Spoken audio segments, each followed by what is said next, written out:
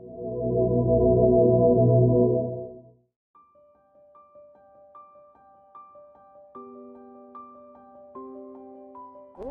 pagi dan salam sejahtera untuk kita semuanya. Perkenalkan, nama saya Sinka Willianti. Saya merupakan dosen tetap pada program studi S1 Teknik Elektro, Fakultas Teknik dan Ilmu Komputer, Universitas Global Jakarta.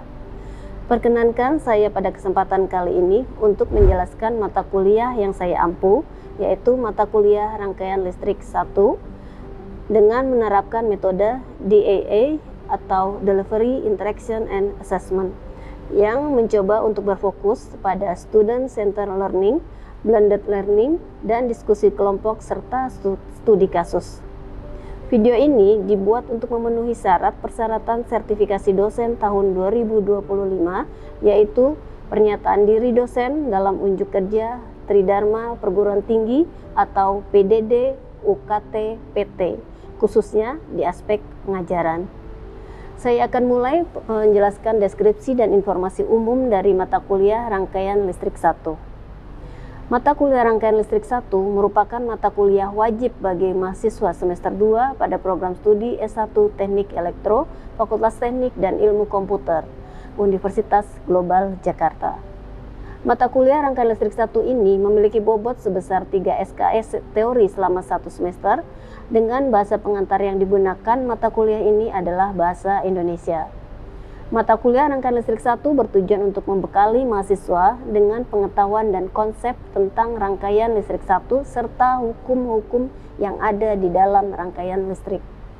Pada mata kuliah ini akan membahas tentang hukum Ohm, daya dan energi, rangkaian seri dan paralel, hukum Kirchhoff, arus dan tegangan, analisa nut dan mesh, teorema Norton dan Thevenin, pengenalan rangkaian AC.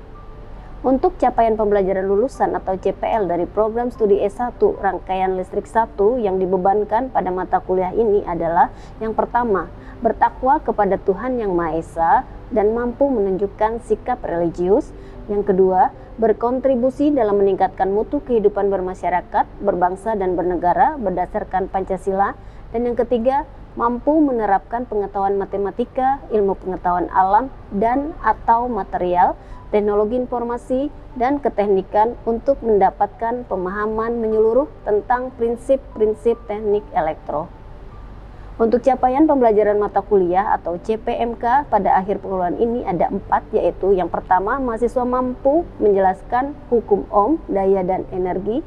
Kedua, mahasiswa mampu menghitung besarnya tegangan dan arus menggunakan hukum Kirchhoff, arus dan tegangan atau hukum Kirchhoff 1 dan 2. Dan ketiga, mahasiswa mampu memahami konsep atau menggunakan analisis node, mesh, superposisi, teorema Norton dan Thevenin pada rangkaian DC dan mampu mengaplikasikan untuk menganalisa rangkaian listrik. Dan yang keempat, mahasiswa mampu membedakan rangkaian DC dan AC.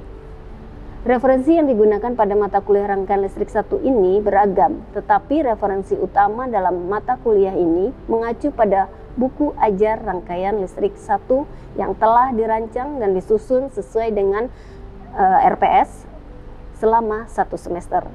Di samping itu, masih ada beberapa sumber pustaka yang dijadikan referensi dalam mata kuliah ini.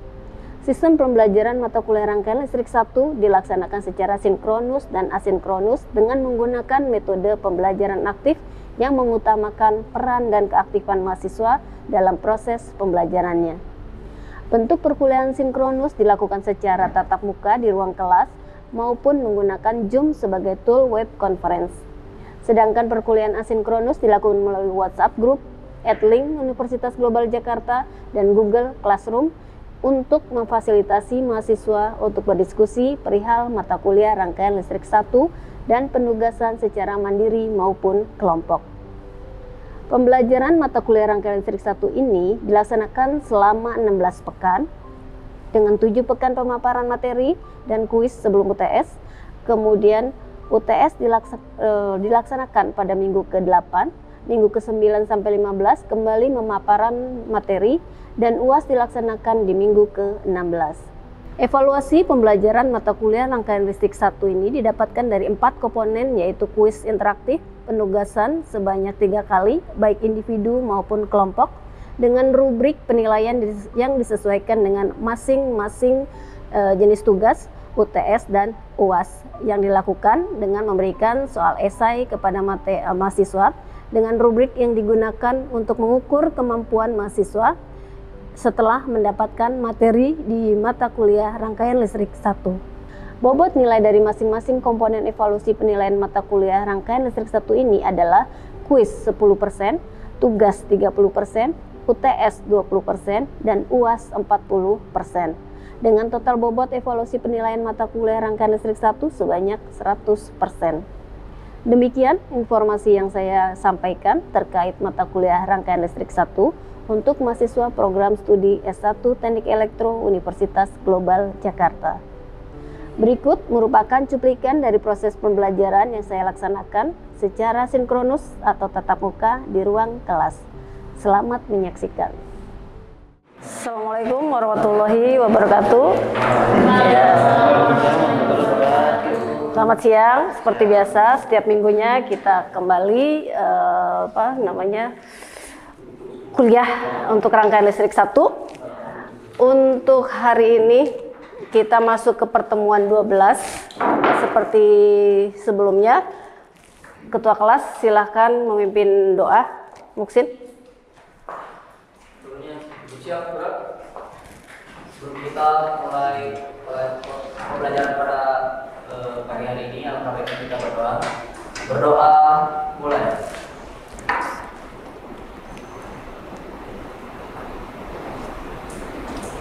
Doa selesai.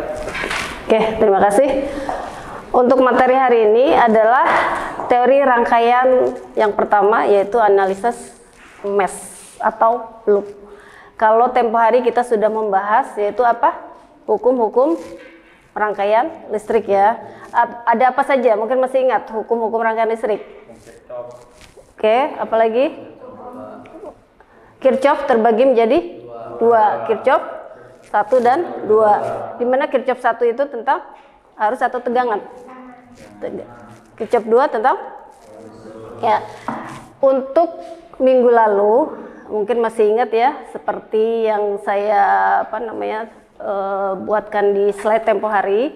Jadi bagaimana mencari nilai I dan nilai voltase dari suatu rangkaian. Nah, untuk hari ini melanjutkan ke materi yang kemarin. Jadi kita sudah bisa menganalisis dari dasar-dasar hukum Ohm dan Kirchhoff. Nah, untuk yang pertama, teorema yang pertama itu adalah analisa loop atau mesh. Nah, untuk analisis mesh, jadi bisa dilihat ke slide. Oh ya, sebelumnya jangan lupa absen dulu. Untuk absen, silakan barcode-nya di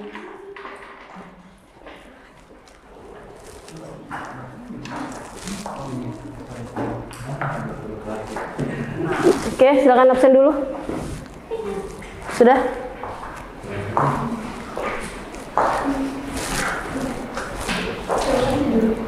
Sudah ya?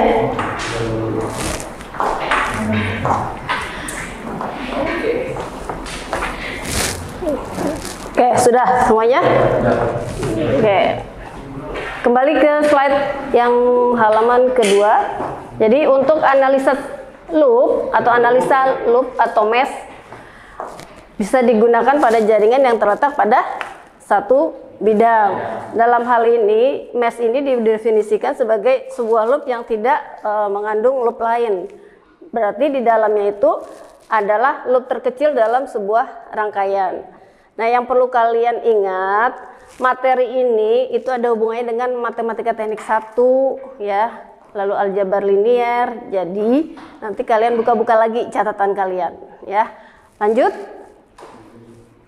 Nah, untuk mesh sendiri, jadi dari mesh ini prinsipnya adalah memakai kaidah dari Kirchhoff 2, yaitu tentang apa? KVL, V-nya itu tegangan, berarti menggunakan kaidah Kirchhoff 2 tentang tegangan, di mana jumlah tegangan dalam satu lintasan tertutup dikatakan sama dengan 0, dan arus merupakan apa? parameter yang tidak diketahui. Karena tidak diketahui, dia bisa diukur atau bisa dianalisa menggunakan rangkaian MES ya. Nanti setelah ini kita minggu yang akan datang membahas tentang analisa node ya atau nodal.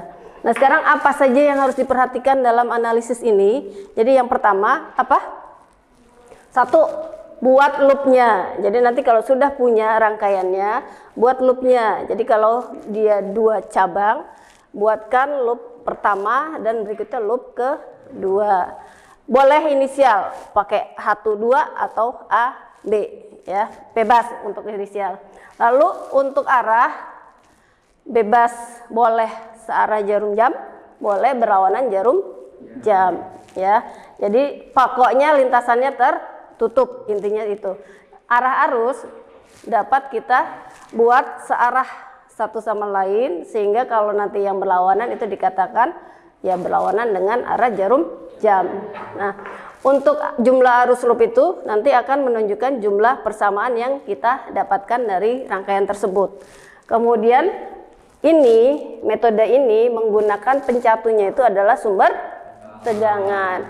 Dan apa yang terjadi, jumlah persamaan itu bisa kalian prediksi dengan melihat jumlah cabang dikurang jumlah ditambah 1.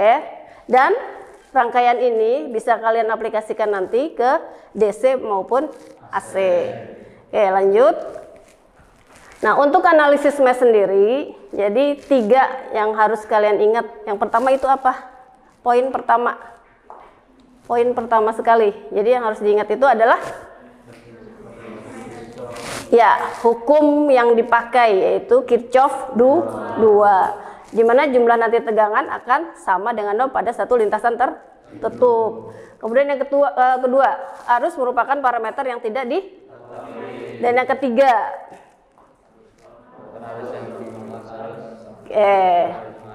itu 3 itu diingat ya. Lanjutnya, ini ada contoh soal. Kita umpamakan hambatan di sana nilainya adalah 10 ohm semuanya ya. Kemudian di sana sumber tegangannya adalah 100 volt. Jadi bisa dilihat arahnya, lihat arah loopnya, berarti ya dilihat ke sana. Berarti yang searah dengan itu kita anggap ya perjalanannya berarti mengikuti. Kalau dia mulai dari positif ya berarti dia positif mulainya. Kalau dimulai dari sumber yang negatif dia akan negatif ya. Nah, seperti di sini dituliskan untuk persamaan 1 ya, misalkan sebelah kiri ini adalah persamaan loop 1. Berarti yang terjadi itu adalah lihat 5I1 karena ini kita umpamakan arus I1 yang di sini. Kemudian di percabangan 10 ohm di tengah-tengah ini kita bisa tuliskan sebagai lihat kalau dia mengacu ke loop pertama, berarti arus di yang pertama itu yang lebih besar. Berarti akan ada selisih I1 dikurang I2. Kalau kita membahasnya ini melihat ke loop kedua, berarti di percabangan 10 ohm ini akan bernilai I2 min I1 ya. Jadi dari mana kita melihat itu?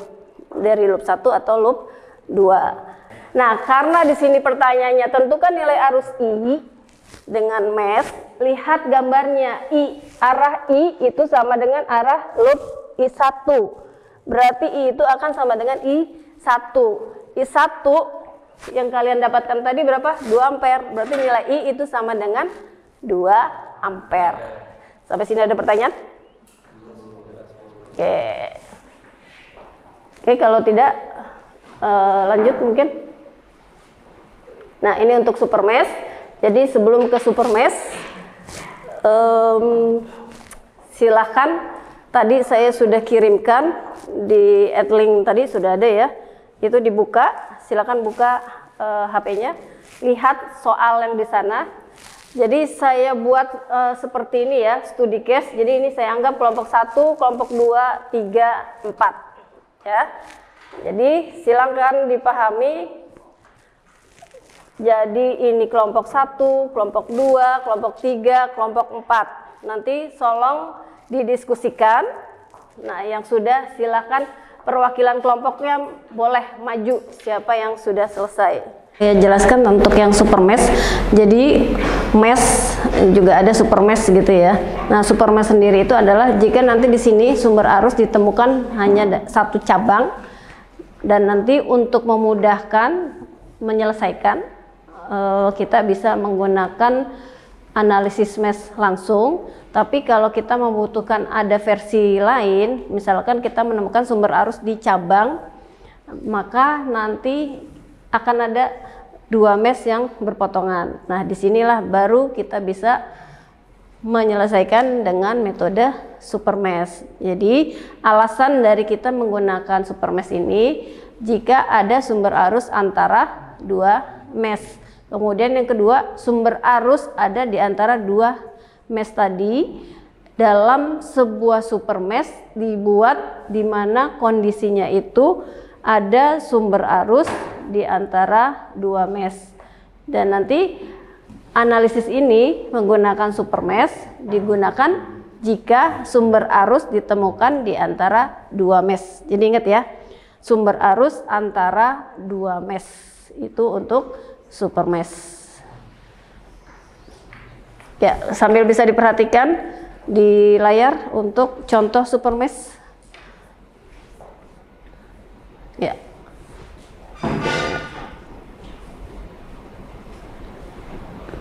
Lihat tadi ada sumber arus di antara dua mesh atau dua loop.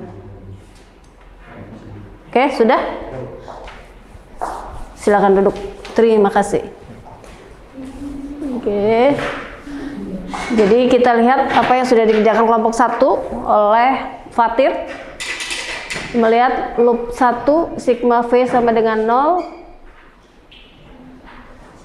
Oke, I1 dia memisalkan sama dengan IA min 5 plus 6 I.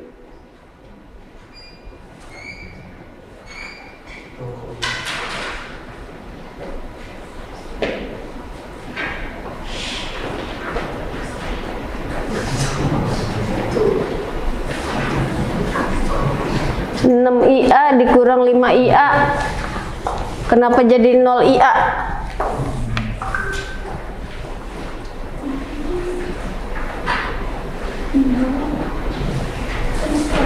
Ini harusnya 1 IA ya. Iya enggak? 1 IA. Enggak usah saya tulis 1, ini sudah terlihat adalah IA. IA adalah 5 ampere. Oke, kemudian dari loop 2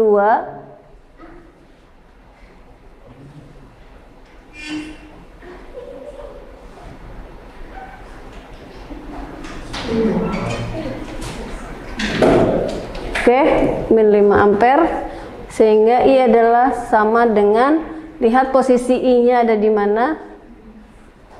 Ini I adalah min I2 ya, min 5. Oke, 5 ampere. Oke. Ada yang mau ditanyakan? Yang sudah dikerjakan Fatir, kelompok 1? Tidak ya? Oke. Untuk contoh soal super mesh ini juga menurut saya gampang sekali. Lihat di sini meninjau loop 1 dan 2, lihat berarti I2 min I1 itu sama dengan 6 ampere. Berarti dari persamaan ini I1 itu sama dengan I2 min 6 ya, sebagai persamaan 1. Lihat arus I sama dengan I1 ya. Nah, kemudian melihat ke berikutnya super mesh, berarti ada min 12 ditambah I1 ditambah 2I, karena di sana langsung 2I. Yang ini berarti diputus, dihilang karena dianggap super mesh. Kemudian ditambah 3I2 sama dengan 0. Kemudian hasil persamaan 2 ini adalah 3I1 ditambah 3I2 sama dengan 12. Dengan persamaan 1 dan 2, kalau kita substitusikan, kalian juga boleh mengerjakan dengan metode matrik boleh, eliminasi pun juga boleh. Hasilnya nanti didapat I2 adalah 5 ampere. Nah, karena di sini diminta nilai V V itu kan adalah I kali R ya. Ingat hukum Ohm ya. Berarti I-nya di sini pakai I2 ya. Dan R-nya itu pakai yang 3 ohm. Jadi 3 kali 2, 3 kali 5 yaitu 15 volt. Itulah contoh dari super mesh. Ya, jadi semuanya ini nanti bisa kalian seperti di RPS yang sudah di saat kontrak kuliah ya sudah dijelaskan. Jadi bisa kalian lihat referensi dari mata kuliah hari ini ya. Apa saja referensinya? Ya, 4 ini ya, khusus materi untuk analisis mesh. Dan kalau kalian ingin mempelajari soal-soal lebih jelas, itu ada di buku seri Scam Series ya. Nah, kemudian juga ada PDF dari Muhammad Ramdhani ya. Oke, sampai sini ada pertanyaan? Dan jangan lupa untuk jurnal-jurnal juga bisa kalian lihat di Google Scholar dengan mencari kata kuncinya analisis mesh. Nanti bisa kalian pahami apa itu analisis mesh dengan studi kasus yang ada dari permasalahan di jurnal-jurnal ya. Ya, mudah-mudahan bisa menambah wawasan kalian. Sampai sini ada mungkin yang ingin ditanyakan sebelum kuliah saya akhiri? Ada?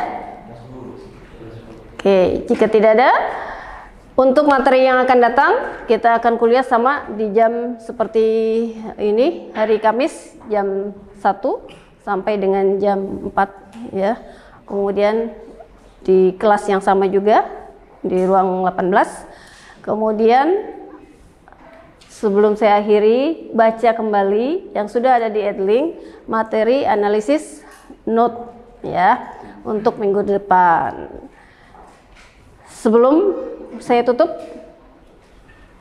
ketua kelas silakan pimpin untuk menutup perkuliahan kita hari ini. Sebelumnya siap, gerak. Sebelum kita pulang, alhamdulillah kita berdoa. Berdoa mulai.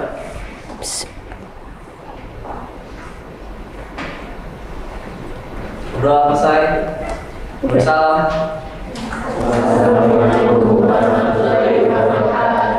Terima kasih. Waalaikumsalam warahmatullahi wabarakatuh. Terima kasih dengan pembelajaran hari ini. Semoga akan menambah wawasan kalian. Selebihnya kekurangan datangnya dari saya. Wabillahi taufiq wal hidayah. Wassalamualaikum warahmatullahi wabarakatuh.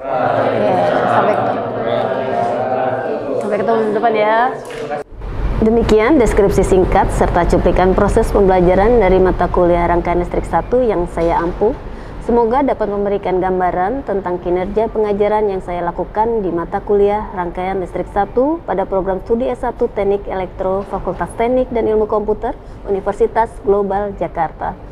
Saya mengucapkan terima kasih kepada seluruh pihak yang terlibat, terutama kepada tim penilai dan tim panitia sertifikasi dosen SMART tahun 2025, Direktorat Sumber Daya Ditjen Dikti Kemendikti Saintek Republik Indonesia dan LL Dikti Wilayah 4 Jawa Barat dan Banten. Tidak lupa juga saya ucapkan terima kasih kepada Universitas Global Jakarta, seluruh jajaran pimpinan, Wakil Rektor 1, Wakil Rektor 2, Wakil Rektor 3, tidak lupa kepada Dekan Fakultas Teknik dan Ilmu Komputer, rekan sejawat dosen, dan rekan-rekan mahasiswa. Demikian yang saya dapat sampaikan. Mohon maaf apabila terdapat kekurangan dan kesalahan dari saya. Sekian. Wassalamualaikum warahmatullahi wabarakatuh.